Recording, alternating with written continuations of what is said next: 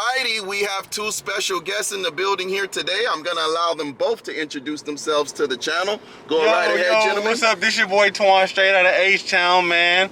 This my boy. You know what I'm talking about? This your boy Julian, straight out of H, man. Just moved to Miami, you heard? That's what's up. And what we doing here today, gentlemen? And we're rolling rich with Ricky Ricardo. Yes, sir. You know what I'm talking about? Check in, man. And we about to play Uber Diary, right, fellas? Yes, sir. All right, now go ahead, one at a time, pick a treat out the bag. There it is. All right, let me see what we got. All right, who's most likely to cheat in a relationship and why? Wow, that's a hot one. Show it to the camera, that way they know that's the one you picked. Know what I'm talking about? All right, go ahead, my brother. You pick something out the bag now. What did you get? Depression. All right, show it to the camera, let them see. Right here, right here. All right, now what you both are gonna do is take your time out and pick the page that has the title that you have in your hand. Whatever page that you pick, just go ahead and scan through it. When you see something that you want to read out loud, go right ahead and share it with the people. All right, so mine say, doesn't matter if you cheat, you don't really love the person you're with. That's a lie. Say that again? That's a lie, man. It says it doesn't matter if you cheat, you don't really love the person you with. That's not true. Show them the Uber Diary. Show them where you read that at. Let them see. Man, it's right here, man.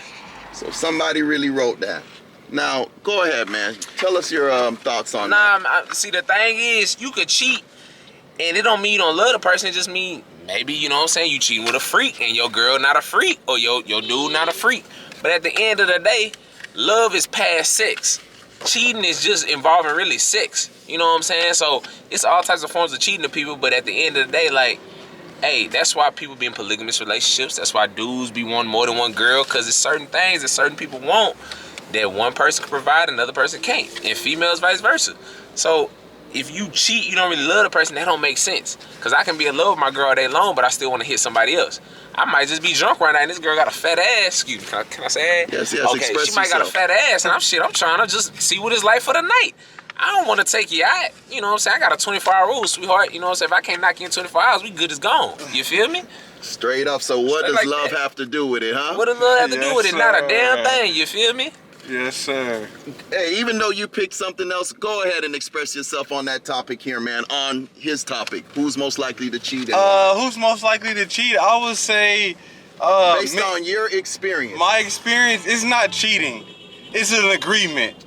You know, if both parties are, agreeing on something, everybody come with their own baggage. You may like potatoes, I may like stepping out. As long as we come to the agreement, it's not cheating. So that's how I feel about it. Relationships are like LLCs. It's a business. You got to come to agreement, sacrifices and compromises. So hey, it's all about agreements. Whatever your party understands, make a compromise and go for it. Wow. That's what I'm talking about. You said a whole lot, man. So basically what I'm hearing is relationships are now transactions. Yes, sir. Facts. Yes, sir. They always much been so. transactions, but now people more awake to the simple fact that they really are transactions. It's a business decision. At the end of the day, when you sit here and get married to somebody, y'all are doing more than just falling in love and just putting a ring on somebody. Y'all are like entitled by the government now. And you want to know how we know that? Because it costs you to leave a marriage. It costs you to leave, and it costs you to damn near get married, depending on if you want to just buy a ring or if you just want to have a wedding or whatever the case may be.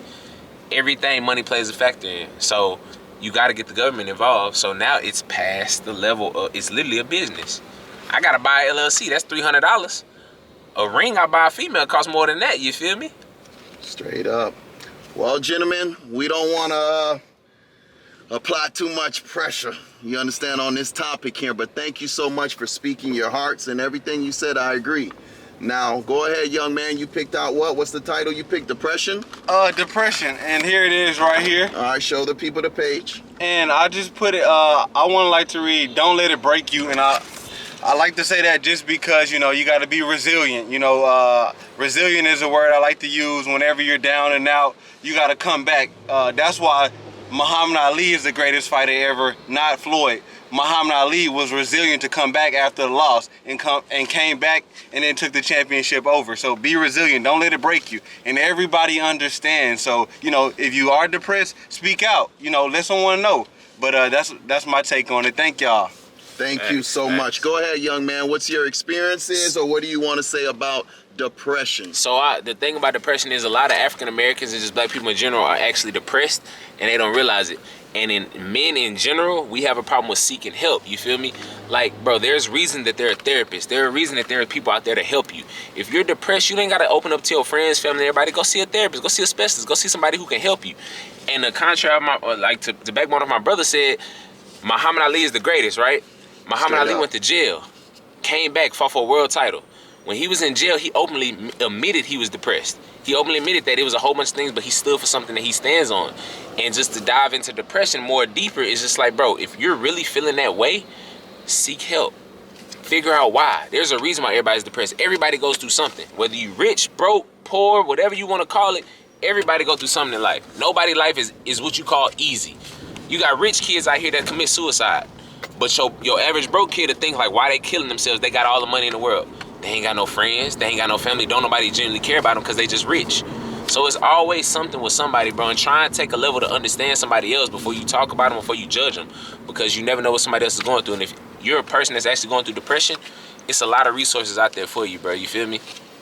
Thank you, thank you. Gentlemen, you represented very well. Where are you two from again? Houston H, man. Flexes, man. Houston H-Town, Flexes. Texas, you And heard? what college do you two represent?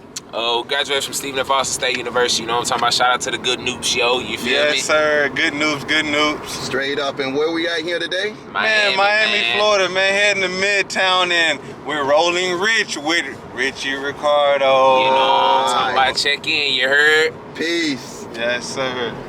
Tune in, subscribe, do all that. You dig?